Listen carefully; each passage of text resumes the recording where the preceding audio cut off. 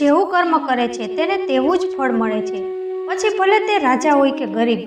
મિત્રો, જ્યારે દુરાચારિક રાજા કંસને માર્યા બાદ શ્રી કૃષ્ણ પોતાના માતા પિતા વાસુદેવ અને દેવકી જે કંસની જેલમાં બંધ હતા તેને મુક્ત કરાવવા ગયા, ત્યારે માતા દેવકીએ શ્રી કૃષ્ણને પૂછ્યું કે હે કૃષ્ણ, મારા પ્રિય પુત્ર, તું પોતે ભગવાન છો, ભગવાન વિષ્ણુનો અવતાર છો, છતાં કંસને મારવા અને અમને મુક્ત કરાવવા માટે તે 14 વર્ષ સુધી રાહ કેમ જોવડાવી, અમને આટલું કષ્ટ કેમ આપ્યું? ત્યારે શ્રી કૃષ્ણએ હસતા હસતા કહ્યું કે આદરણીય માતા, તમે મને ગયા જન્મમાં 14 વર્ષ સુધી વનમાં કેમ મોકલ્યા હતા? કયા કારણથી? અમારાથી શું ભૂલ થઈ હતી? માતા દેવકીએ વિચાર કરવા લાગ્યા. માતા દેવકી વિચારવા લાગ્યા કે તું એવું કેમ કહે છે કે મેં તને વનમાં મોકલ્યો હતો? એ અશક્ય છે, તે સત્ય નથી.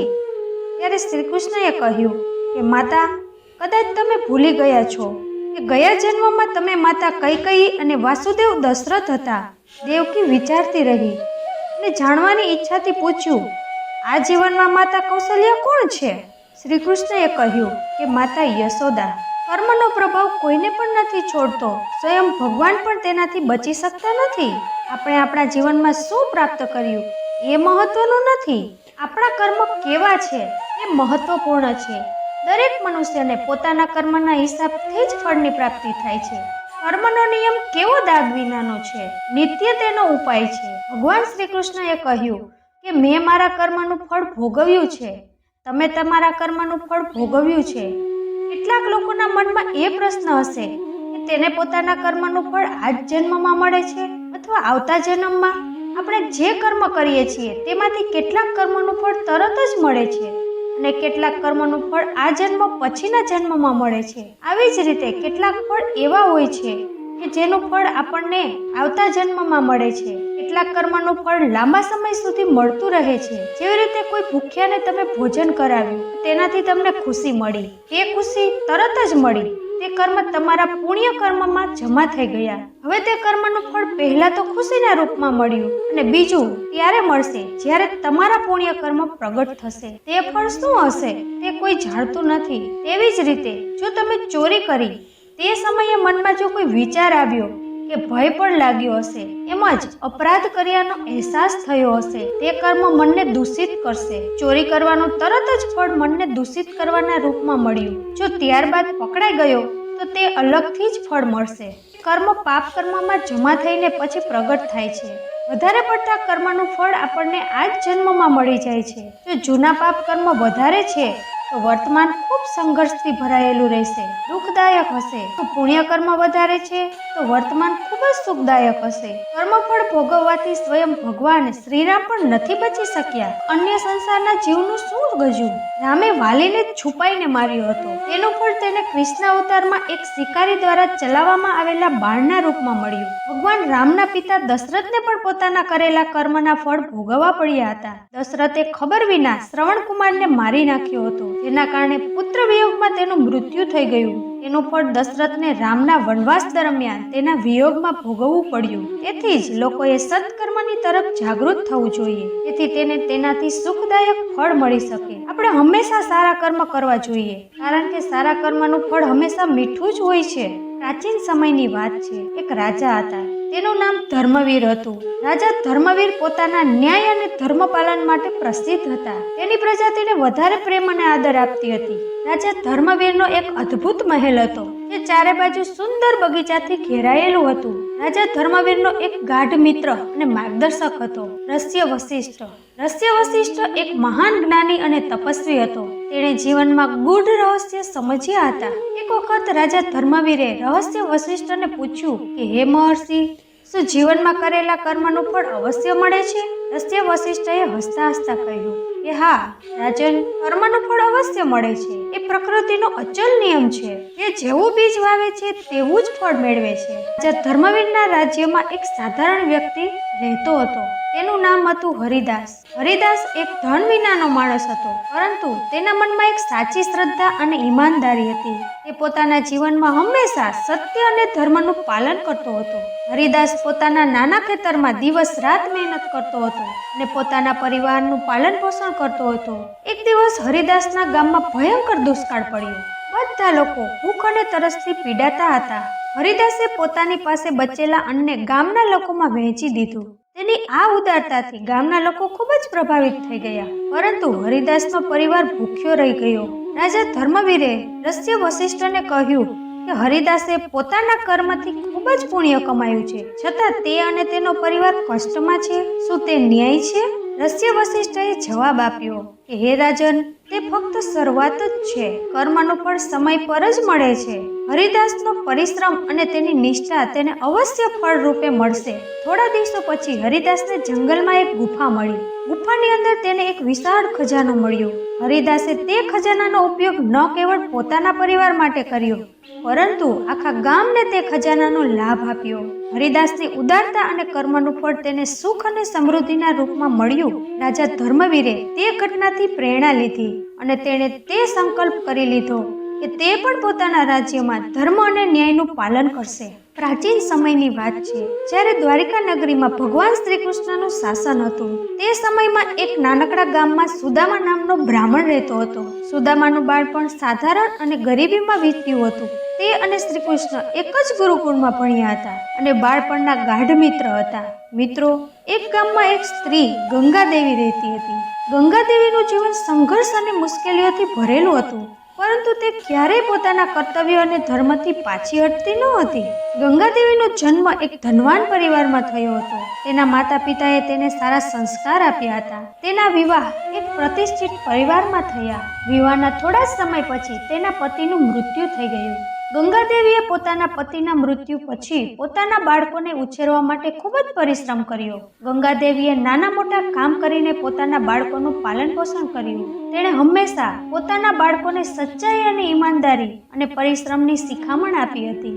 ગંગાદેવીની મહેનત અને સંઘર્ષ પછી તેના બાળકો જ્યારે મોટા થયા તો તેણે પોતાની માતાની ચિંતા કરવાનું છોડી દીધું. ગંગાદેવી દરરોજ ભગવાનની પૂજા કરતી અને પ્રાર્થના કરતી હતી. પોતાના જીવનના દરેક સમયને ભગવાનની સેવામાં સમર્પિત કરી દેતી હતી. તેનું માનવાનું હતું કે ભગવાન દરેકને પોતાના કર્મનું ફળ અવશ્ય આપે છે. ગંગાદેવીના બાળકો મોટા થઈને સ્વાર્થી બની ગયા હતા. તે પોતાની માતાની મહેનત અને ત્યાગને ભૂલી ગયા હતા. ગંગાદેવીની હાલત દિવસો દિવસ ખરાબ થતી જતી હતી, પરંતુ તેના બાળકો તેની મદદ કરવાને બદલે તેનો અનાદર કરી રહ્યા હતા. ગંગાદેવીની સ્થિતિ જોઈને ગામના લોકો ખૂબ જ દુઃખી હતા. તેણે ગંગાદેવીની મદદ કરવાનો નિર્ણય લીધો. ગામના લોકો ગંગાદેવી માટે ભોજન અને દવાનો પ્રબંધ કરવા લાગ્યા. ગામના લોકોની મદદથી ગંગાદેવીનું જીવન થોડુંક તો સારું થવા લાગ્યું. ગંગાદેવીએ પોતાના બાળકોની ઉપેક્ષા કરવા છતાં ક્યારેય હાર નહોતી માની. તેણે પોતાના જીવનમાં હંમેશા સચ્ચાઈ અને ધર્મનું પાલન કર્યું હતું. તેની ભક્તિ અને ઈમાનદારીએ તેને મનની શાંતિ આપી હતી. ગંગાદેવીનું માનવાનું હતું કે તેના બાળકોને તેના કર્મનું ફળ અવશ્ય મળશે.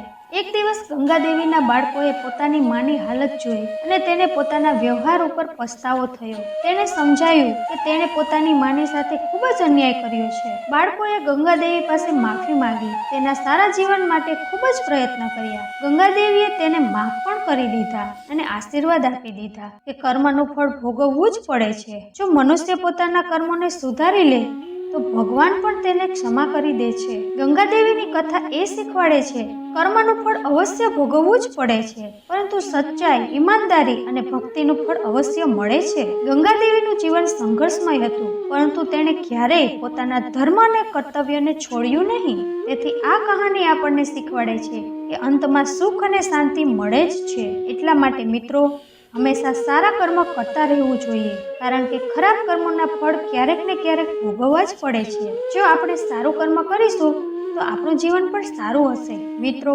પ્રાચીન સમયની વાત છે. એક નાનકડા ગામમાં રૂક્ષ્મણી નામની સ્ત્રી રહેતી હતી. રૂક્ષ્મણી પાસે એક જ સંપત્તિ હતી, તેની પ્યારી ભેંસ. તેનું નામ ગોપી હતું. ગોપી તેના માટે એક પશુ ન હતી, પણ તેની મિત્ર અને પરિવાર હતી. રૂક્ષ્મણીનું જીવન સંઘર્ષોથી ભરેલું હતું. બાળપણમાં જ માતા પિતાનું મૃત્યુ થઈ ગયું હતું. વિવાહ પછી પણ જીવનમાં મુશ્કેલી ઓછી ન હતી. પતિના મૃત્યુ બાદ રૂક્ષ્મણીને ઘણી કઠિનાઈઓનો સામનો કરવો પડ્યો. તેની પાસે ફક્ત એક ભેંસ હતી, જે તેના જીવનનો આધાર હતી. રૂક્ષ્મણીની ભેંસ ગોપી દૂધ આપતી હતી, જેનાથી રૂક્ષ્મણી પોતાનું ગુજરાન ચલાવતી હતી. ગોપીના દૂધથી રૂક્ષ્મણીને ન ફક્ત ભોજન મળતું હતું, પરંતુ તે ગામના બાળકોને પણ દૂધ આપતી. ગામના લોકો રૂક્ષ્મણી અને ગોપીને ખૂબ જ પ્રેમ કરતા હતા અને તેની મદદ કરવામાં ક્યારેય પાછા હટતા ન હતા. એક વખત ગામમાં દુષ્કાળ પડ્યો, જેથી ગોપી માટે ઘાસચારો અને પાણી લાવવાનું ખૂબ જ મુશ્કેલ થઈ ગયું. રૂક્ષ્મણીએ દિવસ રાત મહેનત કરીને ગોપી માટે ઘાસચારાનો પ્રબંધ કર્યો. તેણે ક્યારેય હાર ન માની અને પોતાના કર્મમાં વિશ્વાસ બનાવી રાખ્યો. રૂક્ષ્મણી દરરોજ ભગવાનની પૂજા કરતી અને પ્રાર્થના કરતી હતી. તેનું માનવાનું હતું કે ભગવાન સાચા ભક્તોની મદદ જરૂર કરે છે. તેણે પોતાના જીવનનો દરેક સમયને ભગવાનની સેવામાં સમર્પિત કરી દીધો. ગોપી પણ આંગણામાં બેસતી અને રૂક્ષ્મણીની ભક્તિમાં સામેલ થતી. એક દિવસ ગોપી અચાનક બીમાર પડી ગઈ. રૂક્ષ્મણી ખૂબ જ ચિંતા કરવા લાગી. તેણે ગામના વૈદ્યને બોલાવ્યા, પણ ગોપીની હાલતમાં કોઈ સુધારો ન થયો. રૂક્ષ્મણીએ ગોપી માટે રાત દિવસ સેવા કરી અને ભગવાનને પ્રાર્થના કરી. તેણે ક્યારેય ગોપીનો સાથ ન છોડ્યો અને છેલ્લે ગોપીને સારું પણ થઈ ગયું. રૂક્ષ્મણીએ પોતાના જીવનમાં હંમેશા ત્યાગ અને પરિશ્રમનું પાલન કર્યું છે. તેણે પોતાની જરૂરિયાતને ભૂલીને હંમેશા બીજાની ભલાઈ માટે કામ કર્યું છે. ગામના લોકોએ તેના તે ત્યાગને જોઈ અને તેના વખાણ કર્યા. રૂક્ષ્મણીનું માનવું હતું કે કર્મનું ફળ અવશ્ય મળે છે અને તેણે તેનો અનુભવ પોતાના જીવનમાં કર્યો. ગામના લોકોએ રૂક્ષ્મણી અને ગોપીની મદદ કરવાનો નિર્ણય લીધો. તે રૂક્ષ્મણીની ભેંસ માટે ઘાસચારો અને પાણીની વ્યવસ્થા કરવા લાગ્યા. ગામના લોકો રૂક્ષ્મણીની મહેનતથી પ્રભાવિત થયા હતા અને દરેક સમયે તેની મદદ કરવા માટે પ્રયત્ન કરી રહ્યા હતા. રૂક્ષ્મણી અને ગોપીનું જીવન થોડું સારું થવા લાગ્યું. એક દિવસ રૂક્ષ્મણીએ એક સપનું જોયું, જેમાં ભગવાનને તેણે બતાવ્યું કે ગોપીનો જન્મ કોઈ વિશેષ ઉદ્દેશ્ય માટે થયો છે. ગોપીની સેવા અને ભક્તિએ તેને એક અદ્ભુત પશુ બનાવી દીધું છે. તે સપનું રૂક્ષ્મણીના જીવનમાં નવો અધ્યાય લઈને આવ્યું. તેણે તે સપનાને પોતાના જીવનની દિશા માની. ગામના બાળકો જેણે પહેલા રૂક્ષ્મણીની મદદ ન કરી હતી, તે પોતાની ભૂલ સમજી ગયા હતા. તે રૂક્ષ્મણી અને ગોપીની સેવામાં લાગી ગયા. દરેક સમયે મદદ કરવા લાગ્યા. બાળકોનું આ પરિવર્તન રૂક્ષ્મણી માટે ખૂબ જ રાહતની વાત હતી. તેણે તેને પોતાના કર્મનું ફળ માન્યું. રૂક્ષ્મણીએ ગામના લોકો અને બાળકોને માફ કરી દીધા અને તેને આશીર્વાદ આપ્યા. તેણે કહ્યું કે કર્મનું ફળ ભોગવવું જ પડે છે. જો મનુષ્ય પોતાના કર્મને સુધારી લે, ભગવાન પણ તેને માફ કરી દે છે. રૂક્ષ્મણી અને ગોપીની કહાની એ શીખવાડે છે કર્મનું ફળ અવશ્ય ભોગવવું જ પડે છે. સચ્ચાઈ, ઈમાનદારી અને ભક્તિનું ફળ અવશ્ય મળે છે. રૂક્ષ્મણી અને ગોપીનું જીવન સંઘર્ષમય હતું, પરંતુ તેણે ક્યારેય ધર્મ અને કર્તવ્યને નહોતા છોડ્યા. તેની કહાની આપણને શીખવાડે છે કે સચ્ચાઈ અને ધર્મના માર્ગ ઉપર ચાલવા વાળાને સુખ અને શાંતિ પ્રાપ્ત થાય જ છે. જીવનમાં દરેક વ્યક્તિ કંઈક ને કંઈક કર્મ કરે છે. ભગવાન શ્રી કૃષ્ણ ગીતામાં કહે છે, કોઈ પણ મનુષ્ય એક સેકન્ડ માટે પણ કર્મ કર્યા વિના રહી શકતા નથી. વ્યક્તિના કર્મ જ તેને ઉપર લઈ જાય છે અને કર્મ જ ઉપરથી નીચે પછાડી શકે છે. હિન્દુ ધર્મમાં માનવામાં આવે છે કે આપણે આપણા કર્મો અનુસાર જ શુભ અને અશુભ ફળ મળે છે. મનુષ્ય જેવું કર્મ કરે છે તેવું જ ફળ ભોગવવું પડે છે. એ ફળનું નિર્ધારણ સમય પોતે જ કરે છે. એટલા માટે વ્યક્તિએ વિચાર કરીને જ પોતાનું કર્મ કરવું જોઈએ. કર્મ નિયમ અનુસાર કર્મ જ ઈશ્વર છે. વ્યક્તિએ ઈશ્વરથી નહીં, પરંતુ પોતાના ખરાબ કર્મથી બચવું જોઈએ, કારણ કે ઈશ્વર તમને માફ કરી શકે છે, પણ તમારા ખરાબ કર્મ તમને ક્યારેય માફ નહીં કરી શકે. આપણા સારા કર્મના આધારે સ્વર્ગમાં જઈ શકીએ છીએ, ત્યાં ખરાબના કારણે નર્કની યાતનાઓ સહન કરવી પડે છે. જે વ્યક્તિનો વિચાર જેવો તેવું જ તેનું કર્મ હોય છે. જો વ્યક્તિએ પોતાના કર્મથી જ દોસ્તી કરી છે તો તે હંમેશા ફાયદામાં જ રહે છે. જો વ્યક્તિએ પોતાના કર્મ સાથે દોસ્તી કરી લીધી છે તો તે હંમેશા ફાયદામાં જ રહે છે. કર્મ નિયમો અનુસાર વ્યક્તિએ હંમેશા કર્મ કરતા રહેવું જોઈએ. આવું કરવાથી જિંદગી તમને સરસ મોકો આપે છે. જે નિયમોમાં બંધાઈને જીવન વ્યતીત કરે છે તે લક્ષ્યની પ્રાપ્તિ પણ કરે છે. કર્મને જો આપણે પૂજા બનાવી લઈએ તો બંધનોમાંથી મુક્તિ સંભવ છે. કર્મ એ અરીસો છે જે આપણને આપણી સાચો ચહેરો બતાવી આપે છે, કારણ કે કોઈ પણ વ્યક્તિ પોતાની ખૂબ સુંદરતાથી નહીં, પરંતુ પોતાના કર્મથી મોટા થાય છે. વ્યક્તિએ હંમેશા એવા કર્મ કરવા જોઈએ જેથી તે કોઈના કામમાં આવી શકે. કર્મની તાકાત એટલી છે કે સ્વર્ગના સુખ ઐશ્વર્ય ભોગવવા છતાં ઇન્દ્રને પણ સારા કર્મોના અભાવમાં બીજી વાર જન્મ લેવો પડ્યો હતો. કર્મનું ફળ દરેક વ્યક્તિએ ભોગવવું પડે છે. રોહિત નામનો એક અનાથ બાળક હતો. તેના માતા પિતા બાળપણમાં જ મરી ગયા હતા. તેના મામાના ઘરે પણ કોઈ ન હતું અને પિતાના પરિવારમાં પણ કોઈ નહોતું. તેની આગળ પાછળ કોઈ ન હતું. અનાથ આશ્રમમાં રહ્યો અને ભણ્યો. તે ભણવામાં હોશિયાર હતો. તેને આર્મીમાં નોકરી લાગી ગઈ અને તે એક અધિકારી બની ગયો. હવે તે સેનાની સાથે જ રહેતો અને ક્યારેય ઘરે આવતો નહીં, કારણ કે તેનું કોઈ ન હતું. તેણે લગ્ન પણ નહોતા કર્યા. તેને જેટલો પગાર મળતો હતો તે બધું જ બચતો હતો.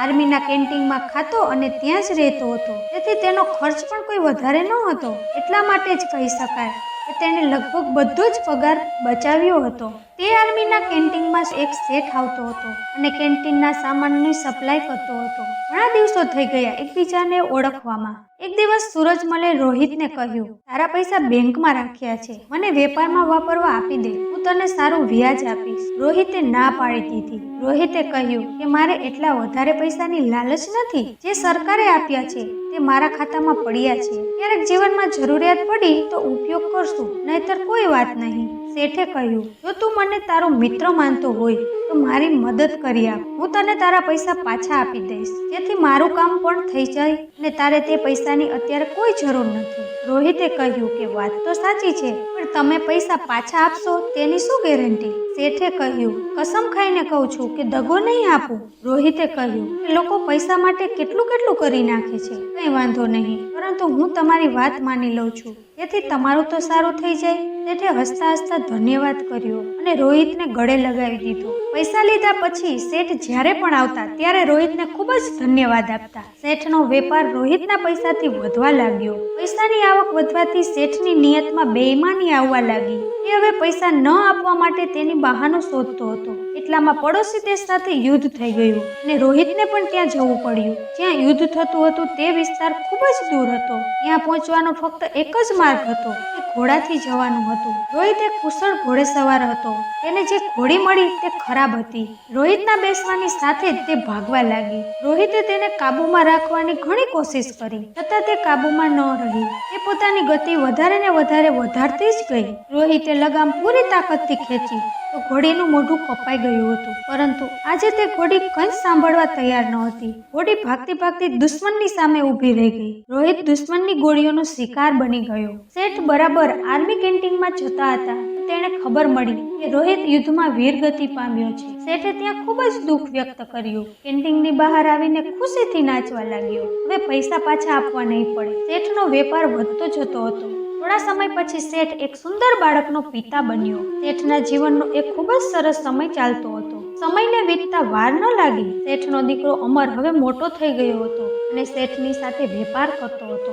અમર વિવાહ યોગ્ય બની ગયો હતો. સારા ઘરની સુશીલ કન્યા જોઈને તેની સાથે અમરના લગ્ન થઈ ગયા. હવે શેઠ કહેતા કે થોડા સમયની વાત છે, હવે દીકરો વેપાર સંભાળશે, મારી જિંદગી સફળ થઈ ગઈ, હવે મારે શું જોઈએ? અમરના લગ્નને 2 જ મહિના થયા હતા. અમર રસ્તો ઓળંગતો હતો તો તેને ચક્કર આવ્યા અને ત્યાં જ તે પડી ગયો. તેને હોસ્પિટલમાં લઈ જવામાં આવ્યો અને તેના રિપોર્ટ કરાવવામાં આવ્યા તો ખબર પડી કે તેને કેન્સર છે.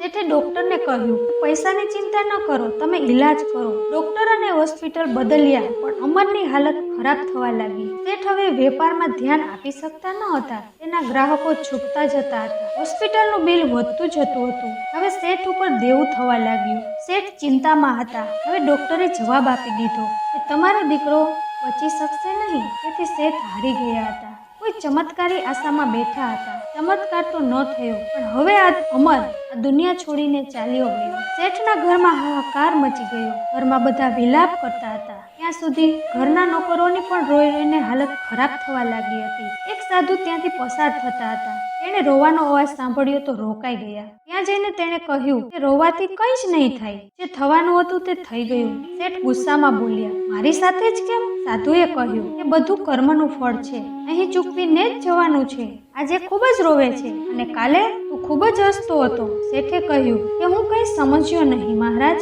સાધુએ કહ્યું કે તે તારા વેપાર માટે ઉધાર પૈસા લીધા હતા. જો વેપાર ચાલવા લાગ્યો તો તે જેના પૈસા હતા તેને આપ્યા નહીં. શેઠે કહ્યું કે ખોટું છે, તે મરી ગયો હતો, કોને આપું? સાધુએ કહ્યું, ખોટું ન બોલો. તેના મરવાના સમાચાર સાંભળીને તું કેટલો ખુશ થયો હતો. તે દિવસે તે મીઠાઈ વેચી હતી. તે દિવસે મીઠાઈ વેચવાનું શું સારું હતું? તું તેના પૈસાને સરકારમાં કે અનાથાલયમાં કે જરૂરિયાતવાળાને આપી શકતો હતો, પરંતુ તે ન આપ્યા. તારી નિયત ખોટી હતી. શેઠ શરમાઈ ગયા. શેઠ અત્યારે ક્યાં જ હતો જ્યાં તે 20 વર્ષ પહેલા હતો.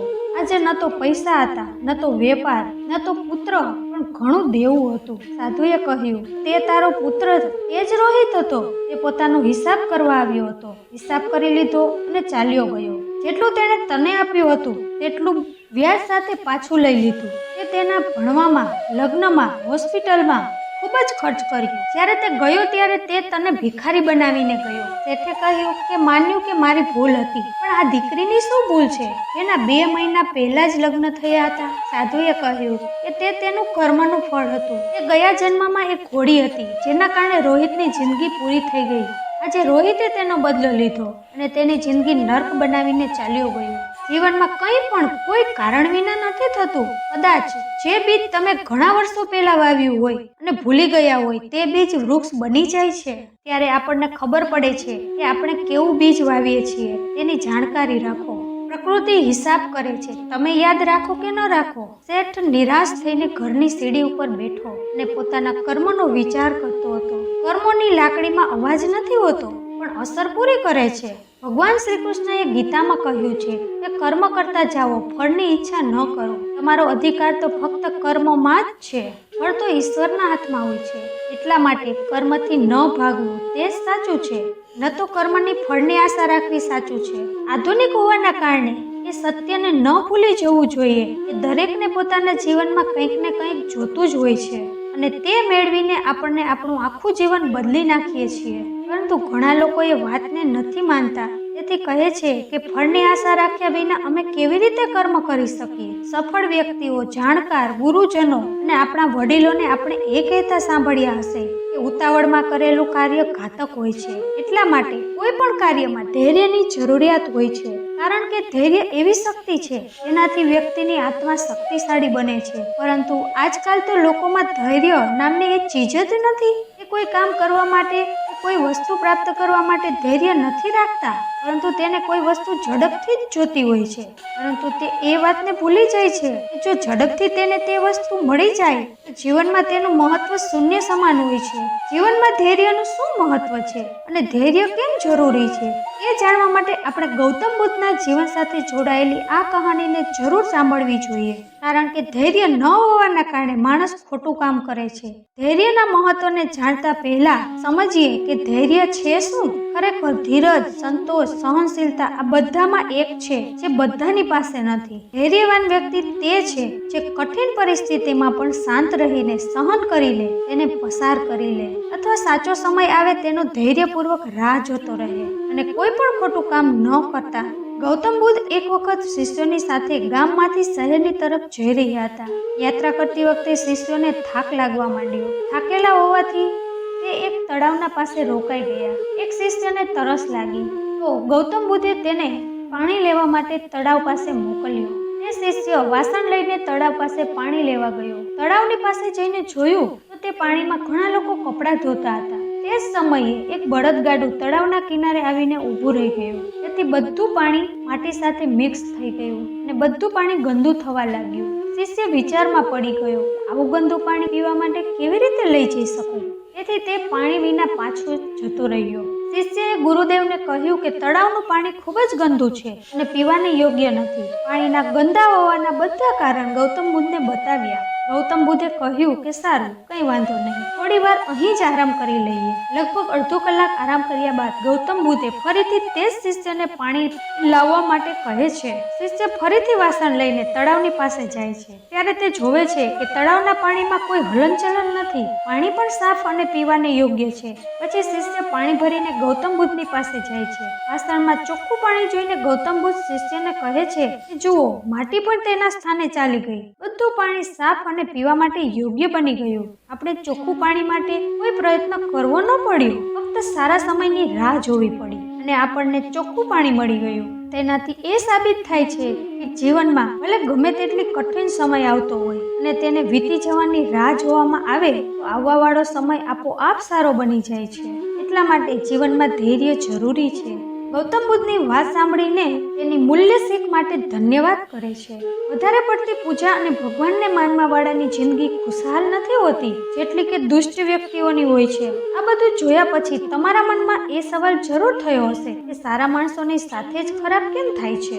પણ પરંતુ આજના સમયમાં નવી પેઢીના લોકો એ વાતને નથી માનતા. તેનું સૌથી મોટું કારણ એ છે કે તે ધર્મગ્રંથોને વાંચતા નથી અથવા લખેલી વાતો ઉપર વિશ્વાસ નથી કરતા. ધર્મગ્રંથોમાં ભગવદ્ ગીતા એક એવો ધર્મગ્રંથ છે જેમાં મનુષ્યના મનના ઉઠતા પ્રશ્નોને વિસ્તારથી બતાવવામાં આવ્યા છે. ભગવદ્ ગીતા વર્ણિત એક કથા અનુસાર અર્જુનના મનમાં જ્યારે પણ કોઈ પણ પ્રશ્ન ઉઠતો તેના સમાધાન માટે ભગવાન શ્રી કૃષ્ણની પાસે પહોંચી જતા હતા. એમાં શ્રી કૃષ્ણ સમજાવે છે કે આપણે બધા ગયા જન્મના ફળ ભોગવી રહ્યા છીએ, તેથી જેવા કર્મ કરશું તેવા જ ફળ આવતા જન્મમાં મળશે. જે લોકો એ વાતને જાણે છે તે દુઃખ આવ્યા બાદ પણ સારા ગુણો છોડતા નથી. ઘણીવાર નાના બાળકોના જન્મ થતાં જ તે હોસ્પિટલમાં સોય ખાવા માટે જ આવ્યા હોય અને ત્યાં જ પોતાનું જીવન સમાપ્ત કરી દે છે. એવું બને છે. જીવનમાં સુખ અને દુઃખ બે બાજુ છે, જેમાં સુખ અને દુઃખનું ક્રમ અનુસાર આવવું આવશ્યક છે. વાસ્તવમાં એવું નથી હોતું. જે આપણને દેખાય છે તે બધું સાચું જ હોય છે. ઘણીવાર આપણી આંખો વાસ્તવિકતા જોઈ શકતી નથી અને આપણે હંમેશા ભ્રમમાં ગૂંચવાયેલા રહીએ છીએ. પરિણામે આપણને દુઃખ જ મળે છે. પણ એ જરૂરી નથી કે જે કામ આપણે સારું વિચારીને કરીએ છીએ તે હંમેશા સારું જ હોય. જીવનમાં ફક્ત દુઃખનું કારણ એટલું જ છે કે આપણે કર્મ કરતાં વધારે તેના ફળની ચિંતા કરીએ છીએ. જ્યારે આપણો અધિકાર ફક્ત કર્મ સુધી જ છે, ફળનો અધિકાર તો આપણા હાથમાં નથી. ઘણીવાર આપણી આસપાસ જોઈએ તો ઘણા લોકોના કર્મ સારા હોય છે પણ તેને દુઃખ પ્રાપ્ત થાય છે, પરંતુ આપણે તેના ઘણા કર્મો જાણતા હોતા નથી જે તેણે કરેલા હોય છે. પરંતુ આપણે એ સ્વીકારવામાં ક્યારેય સંકોચ ન કરવો જોઈએ કે આજના દુઃખોનું પરિણામ પૂર્વજન્મના કર્મનું ફળ જ હોય છે. મિત્રો, એક વખતની વાત છે. એક અત્યંત ગરીબ વ્યક્તિ હતો. તેનું નામ માધવ હતું. તેના પરિવારમાં તેની પત્ની અને 3 દીકરીઓ હતી. તેની પાસે કોઈ જમીન ન હતી. બંને પતિ પત્ની બીજાના ખેતરમાં મજૂરી કરતા હતા. તેના બદલામાં થોડુંક અનાજ અને થોડાક પૈસા મળતા હતા, જેથી ખૂબ જ મુશ્કેલીથી તેનું જીવન ગુજરતું હતું. તે એક નાનકડી ઝૂંપડીમાં રહેતા હતા. ખૂબ જ જૂની થઈ ગઈ હતી. માધવ વૃક્ષો કાપીને થોડા પૈસા જમા કરતો હતો જેથી તે બીજું નવું મકાન બનાવી શકે. પૈસા ભેગા કરીને તેણે એક નાનું મકાન ઝૂંપડીની બાજુમાં બનાવ્યું. પત્ની અને બાળકો ખુશ થતા હતા. હવે તેનું પાકું મકાન છે. ગૃહપ્રવેશ માટે માધવ બીજા ગામમાંથી પંડિતને બોલાવવા ગયો. ત્યાં તેને સાંજ થઈ ગઈ. તે સમયે તેના ગામમાં જોરદાર વાવાઝોડું આવ્યું. એમાં તેનું મકાન પડી ગયું. પરંતુ મકાનની બાજુમાં તેની ઝૂંપડી ન પડી, કારણ કે મકાનની દિવાલે તેનો બચાવ કરી લીધો હતો. ગામના લોકો ભેગા થઈ ગયા અને બધાને દુઃખ થયું. બિચારા માધવે એક પૈસા ભેગા કરીને મકાન બનાવ્યું. તેને પણ તેને પાડી નાખ્યું. હંમેશા સારા અને સાચા માણસો સાથે ખરાબ જ થાય છે એવું બધા વિચારતા હતા. માધવ પણ થોડી વારમાં ત્યાં પંડિત સાથે પહોંચ્યો. માધવ પડેલું મકાન જોઈને ખુશ થઈ ગયો. ભગવાનને ધન્યવાદ આપવા લાગ્યો. બધા લોકોએ વિચાર્યું કે દુઃખને કારણે તે ગાંડો થઈ ગયો છે એવું લાગે છે. પંડિતજી બધું જોઈ રહ્યા હતા અને સાંભળી રહ્યા હતા. તેણે માધવને કહ્યું કે જે ભગવાને તારું મકાન પાડી નાખ્યું છે, એને તે ખૂબ જ મહેનતથી બનાવ્યું હતું, છતાં તું ભગવાનને ધન્યવાદ કેમ કહે છે? માધવે કહ્યું કે મકાનની બાજુમાં મારી ઝૂંપડી સાજી જ છે, કારણ કે મકાન બીજી બાજુથી પડ્યું છે. તે ચમત્કાર ઈશ્વર સિવાય કોઈ કરી ન શકે. આટલા મોટા તોફાનમાં પણ મારી પત્ની અને બાળકો સુરક્ષિત છે. તેમાંથી વધારે શું હોઈ શકે? તેનાથી વધારે શું હોઈ શકે? જો આ મકાનમાં રહેતા હોય અને તોફાન આવે તો જે થવાનું હતું તે થઈ ગયું, પણ મારા ભગવાને અમારા જીવ બચાવી લીધા. પંડિતજી માધવની વાતથી ખૂબ જ ખુશ થઈ ગયા અને કહ્યું તે ઘણી ઊંડી વાત કહી દીધી. જ્યારે ભગવાન સામાન્ય લોકોને મોટા નુકસાનમાંથી બચાવીને નાના નુકસાનમાં બદલી નાખે છે, પરંતુ અજ્ઞાનતાના કારણે તેને દોષિત માનીએ છીએ. આપણે એક પથ્થરના ઘા ઉપર ઈશ્વરનો દોષ માનીએ છીએ. તે પર્વત જેટલા વિશાળ ઘાને નાના પથ્થરમાં બદલી નાખે છે. દરેક પ્રાણી પોતાના પૂર્વજન્મનું ફળ જ ભોગવે છે. આ કર્મભૂમિ છે. જે જેવું કરશે તેવું જ ભોગવશે. પણ પ્રશ્ન એ થાય છે કે સારા કર્મ કરનારને સુખ અને ખરાબ કર્મ કરનારને દુઃખ મળે છે, છતાં ઘણીવાર આનાથી ઉલટું થાય છે. આનું કારણ શું? મિત્રો, ઘણી વખત તમારું ભાગ્ય તમારા પૂર્વજોના કર્મો સાથે જોડાયેલું હોય છે. તમને જાણીને આશ્ચર્ય થશે કે દરેક મનુષ્યનું ભાગ્ય તેના પરિવારના કર્મો સાથે જોડાયેલું હોય છે. તેનો સીધો અર્થ એ છે કે તમારા પૂર્વજો તેના જીવનકાળમાં કેવા કર્મો કર્યા હતા તેના આધાર ઉપર તમારું ભાગ્ય નિર્ભર રહે છે. તેના કારણે તમે જોયું હશે કે ઘણા લોકો દુષ્ટ પ્રકૃતિના હોવા છતાં તેની સાથે બધું જ સારું થાય છે. કારણ કે ભૂતકાળમાં તેના પૂર્વજોએ સારા કામ કર્યા હશે. તેનાથી વિરુદ્ધ સીધા સાદા માણસો સાથે ખરાબ એટલા માટે થાય છે કે કદાચ તેના પૂર્વજોએ કોઈનું દિલ દુખવ્યું હશે અથવા કંઈક ખરાબ કર્યું હશે. પરંતુ તેની સાથે સૌથી મોટું સત્ય એ છે કે માણસે ક્યારેય વધારે ખુશ અને વધારે દુઃખી ન થવું જોઈએ, કારણ કે અંતમાં પોતાના ખુદના કર્મથી ભાગ્યનું નિર્માણ થાય છે. જે જેવું આવશે તેવું જ લણશે. પોતાના કર્મનું ફળ નિશ્ચિત સમયે મળે જ છે, પણ સાચા સમયની રાહ જોવી પડે છે. એક તારણ એ પણ છે કે તમે વાઘને હેરાન નહીં કરો તો તે તમને નહીં ખાય. શું આ સંસાર આવી રીતે જ હંમેશા માટે ચાલ્યો આવ્યો છે? કદાચ હા. તેની સાથે જોડાયેલી એક રસપ્રદ કહાની છે. એક વખત એક છોકરો જંગલમાં નદી કિનારે ફરતો હતો. ત્યારે તેણે દુઃખી મને હતાશ અવાજમાં કોઈના રોવાનો અવાજ સાંભળ્યો. તેણે જોયું કે એક મગર ઝાડમાં ફસાયેલો છે. તે મદદ માટે બોલાવે છે. તે છોકરો તેની મદદ કરવા ઈચ્છતો હતો, પરંતુ તેને તેના ઉપર શંકા હતી. મગરે કહ્યું કે કૃપા કરીને મારી મદદ કરો, મને બચાવો, મને છોડી દો. છોકરાએ કહ્યું કે જો હું તારી મદદ કરું તો તું છૂટીને તરત જ મને ખાઈ જઈશ. મગરે કહ્યું કે હું તે વ્યક્તિને કેવી રીતે ખાઈ શકું જેણે મારો જીવ બચાવ્યો? આ વિશાળ જંગલમાં ઘણા જીવજંતુ છે જેને હું ખાઈ શકું છું. મારા ઉપર વિશ્વાસ રાખો, હું તને કોઈ નુકસાન નહીં કરું. હંમેશા તમારો આભારી રહીશ. છોકરાને દયા આવી ગઈ અને તે ઝાડી કાપવાનું શરૂ કરી દીધું. જેવું મગરનું મોઢું બહાર આવ્યું તો તેણે છોકરાના પગને પોતાના મોઢામાં પકડી લીધો. પછી મગરે કહ્યું કે હું ઘણા દિવસથી ભૂખ્યો છું, તું સારો શિકાર છે. છોકરાએ કહ્યું એ શું બકવાસ કરે છે, મારી ભલાઈનો આવો બદલો? મગરે કહ્યું કે હું શું કરું, આ જ દુનિયાનો નિયમ છે. છોકરાએ રોતા રોતા કહ્યું કે આ અયોગ્ય છે, આ અન્યાય છે. મગરે કહ્યું કે કોઈને પણ પૂછી લે કે આ સંસાર કેવી રીતે ચાલે છે. જો તે મને ખોટું સાબિત કરી શકે તો હું તને જવા દઈશ. છોકરાએ બાજુના વૃક્ષ ઉપર એક પક્ષીને જોયું અને તેને પૂછ્યું કે શું તને આ લાગે છે કે આ મગરની હરકત યોગ્ય છે?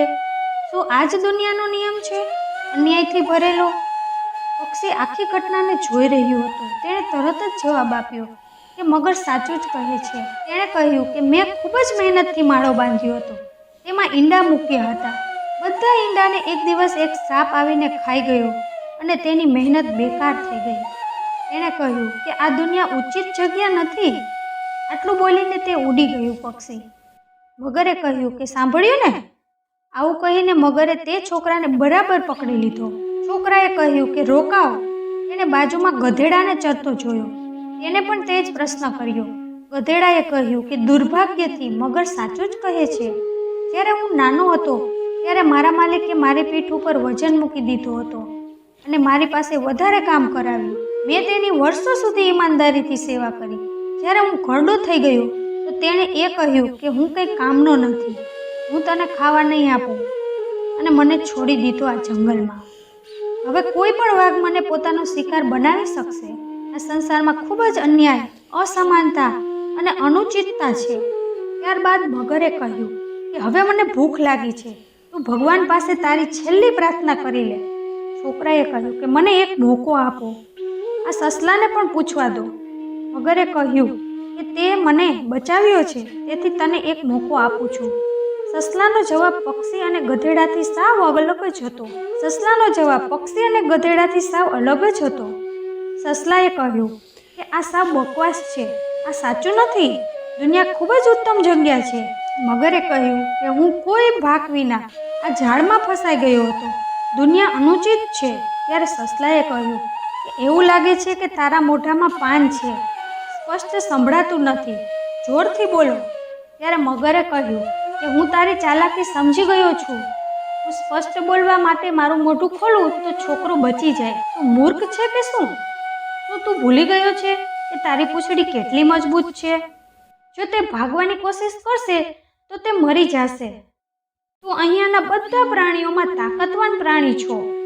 મગર પોતાની પ્રશંસાથી ખુશ થઈ ગયો અને પોતાનું મોઢું ખોલી નાખ્યું.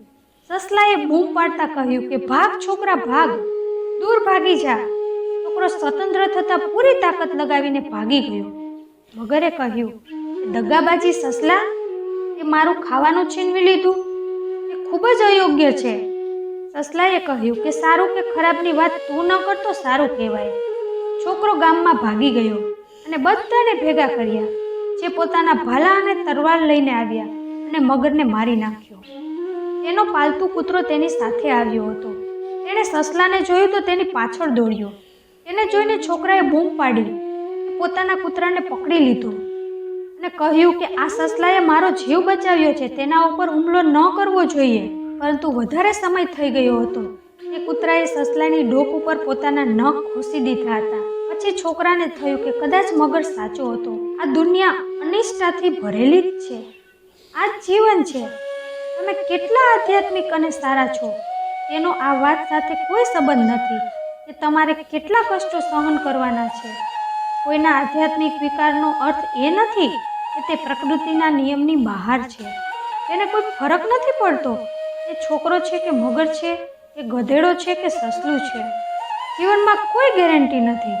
કદાચ આ અનિશ્ચિતતા જ આપણા જીવનને સાહસિક બનાવે છે. સારા કે મહાન હોવું તે તમને શારીરિક અને માનસિક રોગોથી બચાવી નહીં શકે. જો તમે કોઈને વધારે પ્રેમ કરો છો અને વફાદાર છો તો તેની કોઈ ગેરંટી નથી તમારો મિત્ર તમને દગો નહીં આપે. તો મિત્રો, મને આશા છે કે આજનો આ વિડીયો તમને જરૂર પસંદ આવ્યો હશે. જો વિડીયો સારો લાગ્યો હોય તો કોમેન્ટ કરીને જરૂર જણાવજો.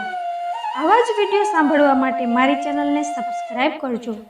ફરીથી મળીશું મિત્રો આવા જ વિડીયો સાથે. ત્યાં સુધી તમારું ધ્યાન રાખજો, હસતા રહેજો અને હંમેશા ખુશ રહેજો.